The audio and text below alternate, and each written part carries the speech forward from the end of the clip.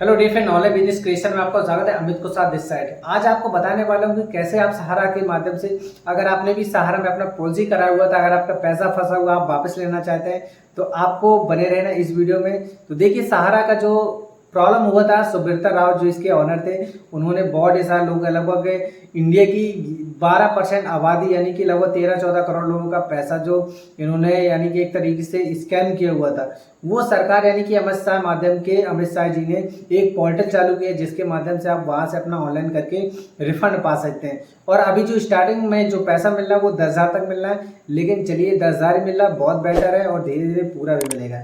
चलिए वीडियो बताते हैं आपको कैसे ऑनलाइन करना है। ऑनलाइन करने के लिए आपके पास आधार कार्ड में नंबर लिंक होना चाहिए जिसमें आपको ओटीपी जाएगा, और आपके पास डॉक्यूमेंट्स होने चाहिए जो आपको यानी कि आपने जो पॉलिसी में पैसा जमा किया उसका एक प्रूफ होना चाहिए, और आपके पास एक फोटो चाहिए क्योंकि आप इसको एक फॉर्म भी भरना पड़ेगा। चलिए बताते हैं आपको कैसे ऑनलाइन करना है वीडियो के माध्यम से।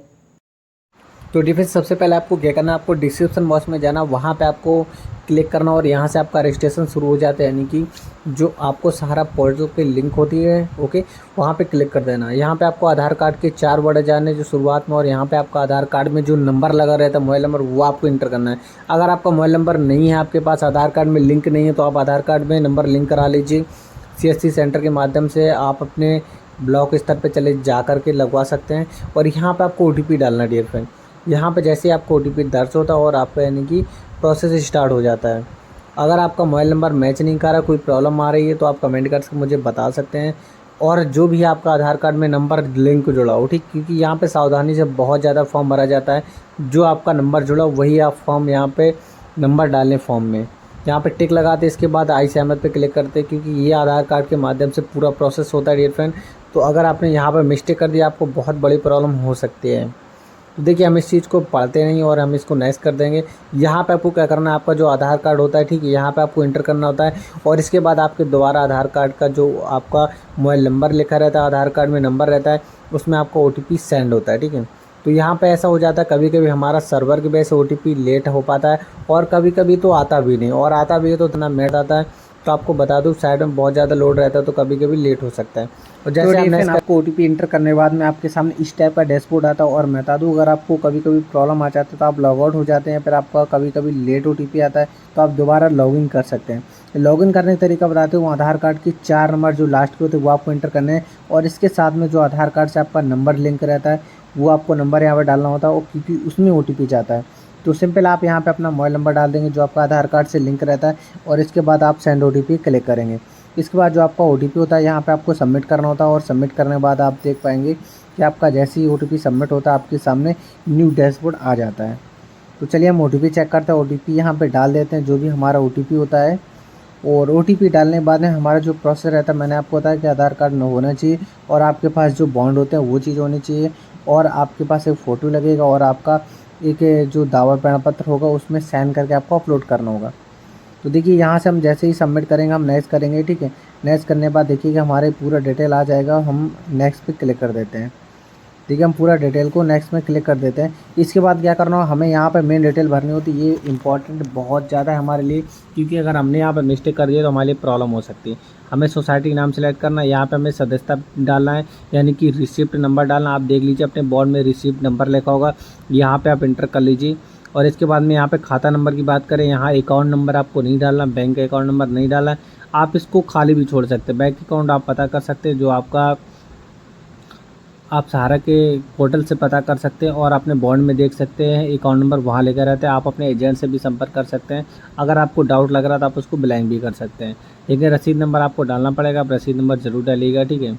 और इसके बाद में आपको यहाँ पे पासबुक नंबर डालना, पासबुक नंबर, और जो आपका रिसिप्ट होता है उसी में लिखा रहता है, तो वहाँ पे देख सकते हैं प्रमाण पत्र या पासबुक नंबर जिसे बोलते हैं। ये बैंक अकाउंट का पासबुक नंबर नहीं होता डियर फ्रेंड, ये आपका यानी प्रमाण पत्र यानी कि रिसिप्ट में ही लिखा रहता है, उसको डालना होता है, ठीक है। तो वहाँ पे हम क्या करेंगे, रिसिप्ट संख्या, मेरे थोड़ा मिसअंडरस्टैंडिंग हो गया था, तो यहाँ पे मैं इंटर कर देता हूँ और यहाँ पे प्रमाण पत्र संख्या डाल देता हूँ, ठीक है। तो देखिए, ये मैंने इसको फिल कर दिया, और मुझे यहाँ पे खाता खोलने की तिथि डालनी है, यानी कि कब मैंने इसको कराया था, यानी कि आप सबसे लास्ट में देखेंगे वहाँ पे आपको दिखाई देगा अकाउंट ओपनिंग डेट, और यहाँ पे आपका कितना पैसा जमा है। तो आपके जो बॉन्ड में टोटल अमाउंट है वो आपको डालना है। तो यहाँ पे आप पूरा डाल सकते हैं। 10,000 रुपये, जैसे मान लो 10,000 रुपये। अगर आपको कुछ भुगतान मिल चुका तो आप नीचे क्लिक कर देंगे, तो चलिए बताता हूँ आपको कि आगे प्रोसेस कैसे होने वाला है। तो देखिए यहाँ पे आप पूरी तरह से आपको बता दूँ सदस्यता संख्या, रिसिप्ट संख्या, ये सब चीज़ें आपको ध्यान से डालनी।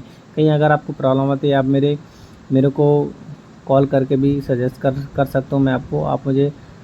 ओके, इसके बाद और बता दूँ, अगर आप जॉब से रिलेटेड जानकारी चाहते हैं, सरकारी नौकरी से रिलेटेड चाहते हैं, तो मेरे टेलीग्राम लिंक में ज्वाइन हो सकते हैं, बिल्कुल फ्री ऑफ कॉस्ट, कोई चार्ज नहीं डियर फ्रेंड। और व्हाट्सएप ग्रुप में भी ज्वाइन हो सकते हैं, तो लिंक आपको डिस्क्रिप्शन बॉक्स में मिल जाएगी। इसके बाद यहाँ पे हम फ़ोटो यानी कि 200 KB से नीचे की अपलोड कर देते हैं। JPG फॉर्मेट होना चाहिए और PDF भी हो सकता है। इसके साथ जैसे हम अपलोड करेंगे हमारा सेव हो जाता है और हम यहाँ पे सोसाइटी का नाम दोबारा लेते हैं। और यहाँ बताता हूँ, यहाँ पे आपको रिसीप्ट नंबर डालना होता है, तो यहाँ पे रिसीप्ट नंबर एंटर कर देंगे। और नीचे यानी कि बात करें अकाउंट नंबर की, तो अकाउंट नंबर आपका बैंक अकाउंट नहीं लेगा। बहुत सारे दोस्तों को डाउट लगता है बैंक अकाउंट कब जुड़ेगा, कहाँ जुड़ेगा। तो दोस्तों बता दो, बैंक अकाउंट ऑटोमेटिक आपके आधार कार्ड का जो नंबर रहता है उससे जो लिंक रहता है अकाउंट, उसी पे आपका ऑटोमेटिक चला जाएगा। आप ये चीज़ कंफर्म कर लीजिए। अगर जो आपका आधार कार्ड से नंबर लिंक यानी कि बैंक अकाउंट लिंक है वो चालू होना चाहिए, अगर बंद है तो आप उसको चालू करवा लीजिए। ओके, इसके बाद यहाँ पे रिसीव नंबर इंटर करते हैं हम। ओके, यहाँ पे रिसीव नंबर डाल देते हैं। यहाँ पे रिसीव नंबर डालने के बाद में क्या होगा, ये इंटर हो जाता है। और यहाँ पे नीचे फिर प्रमाण पत्र संख्या हमको डालना होता है, ठीक है। तो यहाँ पे नीचे प्रमाण पत्र संख्या डाल देते हैं। पासबुक नंबर यानी कि पासबुक का कोई मैटर नहीं होता है, बहुत ऐसा लोग बोलते हैं यहाँ पे पासबुक का नंबर डालना, पासबुक से निकाल के डालना। तो दोस्त ऐसा कुछ भी नहीं है। यहाँ पे नीचे आपको यानी खाता की तिथि डालनी, कब आपने इस यानी कि जो सोसाइटी के नाम पे लिया हुआ था। तो यहाँ पे लास्ट में सबसे आप नीचे देखेंगे आपको डेट दिख जाएगी, ठीक। और वो प्रिंटेड रहती है, ऐसा नहीं है। तो प्रिंटेड रहती है कि आप उस डेट को यहाँ पे सबमिट कर देंगे। तो आप नीचे जाकर देखेंगे तो आपको यहाँ पे डेट सजेस्ट हो जाएगी। तो आपको बिल्कुल क्लियर डेट डालना है, गलत डेट नहीं डालनी है, ना तुक्का से डालना है। बिल्कुल जो भी आपके सामने दिखाई देगी आपको वही डालना है, ठीक है। ओके, तो देखिए मैं डेट को फिल कर देता हूँ और फिल करने के बाद में सबमिट कर देता हूँ। और यहाँ पे मेरा जो डिपॉजिट अमाउंट है, डिपॉजिट अमाउंट की बात करें तो यहाँ पे जितना अमाउंट होगा आपको फिल कर देना। अगर आपको कुछ पैसा मिल चुका है तो यहाँ पे क्लिक कर देंगे मुझे मिल चुका है। अगर आपने लोन लिया था तो लोन अमाउंट कर सकते हैं और यहाँ पे डिटेल प्रमाण पत्र अपलोड कर सकते हैं। लेकिन लोन कुछ नहीं मिला क्योंकि कंपनी ही भग चुकी थी, तो लोन तो सवाल ही पैदा नहीं होता और बहुत कम लोगों को मिला हुआ था। तो चलिए इसके बाद नेक्स्ट करते हैं हम क्या करते हैं। नेक्स्ट में हमें क्या करना होता है कि नेक्स्ट में हमें इन चीज़ों को वेरीफाई करना होता है, इनको बहुत ध्यान से भरना होता है। तो डियर फ्रेंड आप बिल्कुल ध्यान से भरिए, अगर कहीं आपको प्रॉब्लम आती तो आप मेरे से कनेक्ट हो सकते हैं।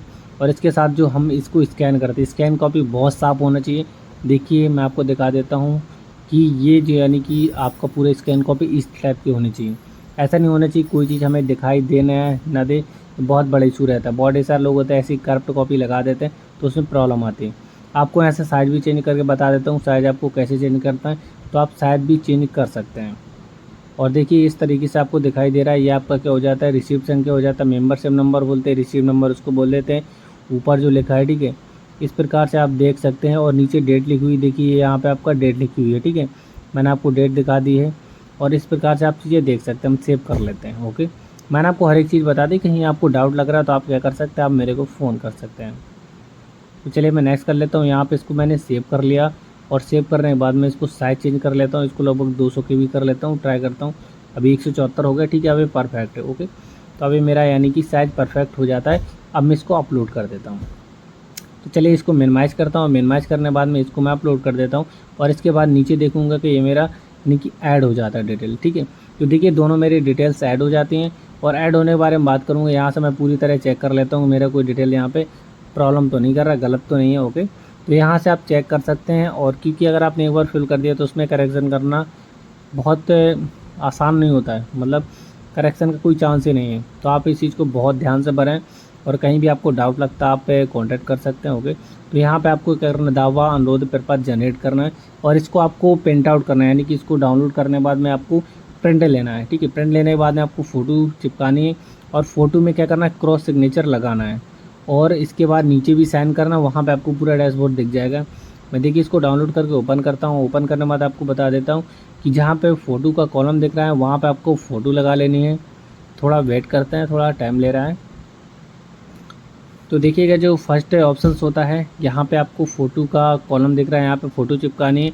और क्रॉस सिग्नेचर यानी कि आधे यानी कि नीचे सिग्नेचर होना चाहिए और यानी कि आधा यानी कि फ़ोटो में टच होना चाहिए, ठीक है। इसको हम पेंट कर लेते हैं।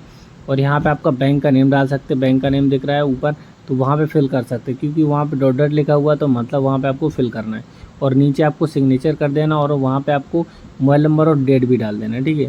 तो आप ये सब चीज़ें फिल कर दीजिए कि जहाँ पे आपको कोई प्रॉब्लम आती है तो आप मेरे को मैसेज भी कर सकते हैं। तो चलिए मैं इसको पेंड कर लेता हूँ और स्कैन करके मुझे इसको अपलोड भी करना है। और अपलोड की बात करें, जैसे मैं इसको अपलोड करूँगा तो मैं आपको बता रहा हूँ।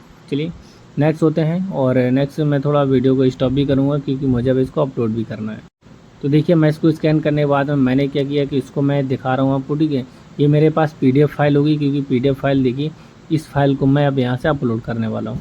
और इसका साइज़ भी देखा जाए तो साइज़ तो इसका ज़्यादा भी हो सकता है, कोई दिक्कत नहीं है। और 2 MB तक का साइज़ ले भी लेता है। तो देखिए मैं आपको दिखा रहा हूँ एक बार ओपन करके कि किस तरीके का ये फाइल मेरे में दिखाई देगा। तो आप देख सकते क्रॉस सिग्नेचर किस तरीके से हैं। तो देखिएगा थोड़ा गौर से कि क्रॉस सिग्नेचर किस तरीके से आपको लगाने हैं। और नीचे साइन देखिएगा किस तरीके से आपको साइन करना होता है। तो आप दोनों चीज़ें देख सकते हैं। तो देखिए यहाँ पे आपको पूरा दिख रहा है क्रॉस सिग्नेचर इस तरीके से होना, आपको बैंक का नाम डालना है, नीचे आपको सिग्नेचर कर देने हैं। ये चीज़ आपको पूरी चेक कर लेनी है।